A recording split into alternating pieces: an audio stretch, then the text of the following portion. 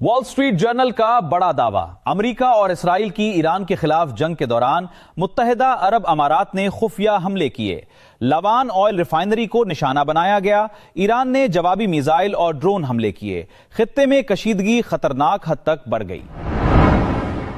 امریکی جریدے وال street general نے ایک تہلکہ خیز رپورٹ میں دعویٰ کیا ہے کہ متحدہ عرب امارات نے امریکہ اور اسرائیل کی ایران کے خلاف جاری جنگ کے دوران خفیہ طور پر ایران کے اہم تنصیبات پر متعدد حملے کیے۔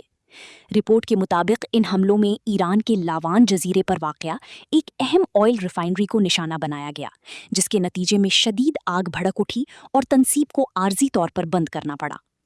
رپورٹ میں ذرائع کے حوالے سے بتایا گیا ہے کہ یہ کارروائی اپریل کے ابتدائی دنوں میں اس وقت کی گئی جب امریکی صدر ڈونلڈ ٹرمپ ایران کے ساتھ ممکنہ جنگ بندی کا اعلان کرنے کی تیاری کر رہے تھے۔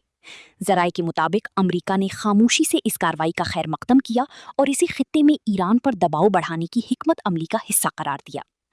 وال اسٹریٹ جرنل کے مطابق ایران نے ان حملوں کا فوری اور سخت جواب دیتے ہوئے متحدہ عرب امارات اور کویت میں متعدد بیلسٹک میزائل اور ڈرون حملے کیے۔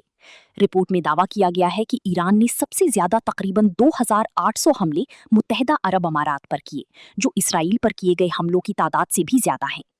ذرائع کا کہنا ہے کہ ان حملوں سے اماراتی معیشت کو نمایاں نقصان پہنچا۔ کئی غیر ملکی کمپنیوں نے اپنے آپریشنز محدود کیے، جبکہ مختلف شعبوں میں ملازمین کی برطرفیوں اور جبری رخصتیوں میں اضافہ دیکھنے میں آیا۔ دفاعی ماہرین کے مطابق ان واقعات کے بعد UAE نے اپنی سیکیورٹی حکمت عملی میں بنیادی تبدیلیاں کی ہیں اور حساس تنصیبات کی حفاظت مزید سخت کر دی گئی ہے۔ متحدہ عرب امارات کی وزارت خارجہ نے رپورٹ پر براہ راست تبصرہ کرنے سے گریز کیا، تاہم اپنی سابقہ بیان کا حوالہ دیتے ہوئے کہا کہ عرب امارات کو اپنی سلامتی کے تحفظ اور کسی بھی جارحیت کا جواب دینے کا مکمل حق ہے۔ دوسری جانب خطے میں بڑھتی ہوئی کشیدگی نے عالمی سطح پر تشویش پیدا کر دی ہے۔